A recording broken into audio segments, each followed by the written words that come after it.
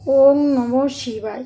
প্রিয় ভক্তবৃন্দ, মহাদেবের অসীম কৃপা লাভের জন্য আপনাদের সবাইকে স্বাগত। আজকের এই কাহিনী শুরু করার আগে একটি কথা মনে রাখবেন, শিবের নাম এমন এক মহত্ব যা মানুষের পাপ, দুঃখ, ভয় ও অশান্তিকে দূর করতে সক্ষম। শাস্ত্রে বলা হয়েছে, কলিযুগে যদি কেউ আন্তরিক ভক্তি ভরে মাত্র একবার ওং নমঃ শিবায় উচ্চারণ করেন, তবে সেই ধবনী সরাসরি কৈলাসে পৌঁছে যায়। কিন্তু অনেকের মনে একটি প্রশ্ন জাগে, বিছানায় শুয়ে শুয়ে ওং নমঃ শিবায় জপ করলে কি পাপ হয়, নাকি মহাদেব রুষ্ট হন? আজকের এই অলৌকিক কাহিনীতে আমরা সেই প্রশ্নের উত্তর জানব। তাই ভিডিওটি শেষ পর্যন্ত দেখুন। আর যদি আপনি মহাদেবকে ভালোবাসেন, তাহলে কমেন্টে লিখুন হর হর মহাদেব। অনেক বছর আগে কাশীনগরীতে নীলমাধব নামে এক দরিদ্র ব্রাহ্মণ বাস করতেন। তিনি ছিলেন মহাদেবের পরম ভক্ত। প্রতিদিন ভোরে উঠে গঙ্গা স্নান করতেন এবং বিশ্বনাথ মন্দিরে গিয়ে পূজা করতেন। কিন্তু সময়ের সঙ্গে সঙ্গে তার বয়স বাড়তে লাগলো, শরীর দুর্বল হয়ে পড়ল। একদিন তিনি গুরুতর অসুস্থ হয়ে গেলেন।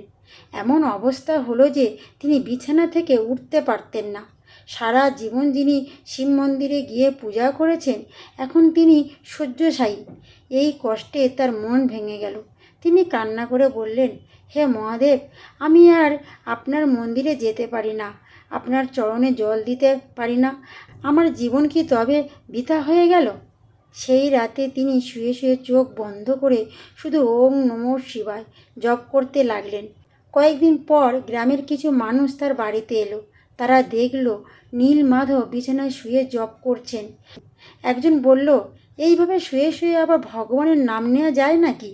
আরেকজন বলল, এ তো অসম্মান, জপ করতে হলে সোজা হয়ে বসতে হয়। এই কথা শুনে নীলমাধবের মন ভীষণ খারাপ হয়ে গেল। তিনি ভাবলেন, তাহলে কি আমি পাপ করছি? সেই রাতে তিনি জপ বন্ধ করে দিলেন। কি আশ্চর্য ঘটনা ঘটল! গভীর রাতে হঠাৎ তার ঘর আলোকিত হয়ে উঠল। চারিদিকে ভেসে এলো ডমরের শব্দ।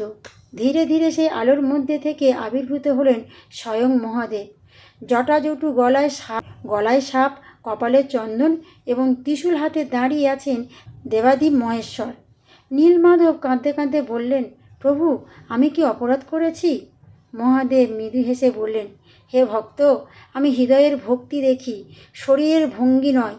যে ব্যক্তি অসুস্থ, বৃদ্ধ বা দুর্বল হয়ে শয্যাশায়ী অবস্থায় আমার নাম স্মরণ করে, তার জপ আমি আনন্দের সঙ্গে গ্রহণ করি। তুমি বিছানায় শুয়ে আমার নাম নিচ্ছ, তাই আমি তোমার কাছে এসেছি। এই কথা শুনে নীলমাধবের চোখে আনন্দ অশ্রু নেমে।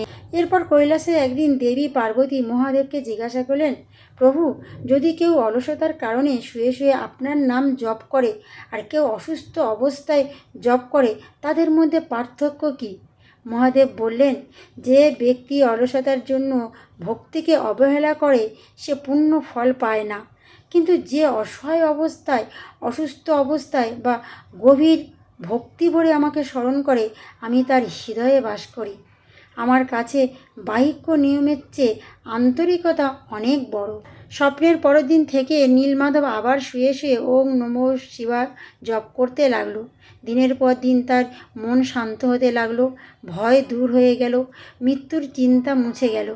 একদিন গভীর জবের মধ্যে তিনি দেখলেন তার ঘর ভরে গেছে সাদা আলোয়।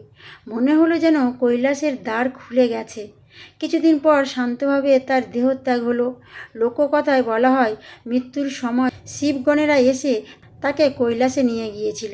তাহলে বন্ধুরা, এই কাহিনী আমাদের শেখায়, মহাদেব ভক্তির মূল্য দেন, বাহ্যিক আড়ম্বর নয়।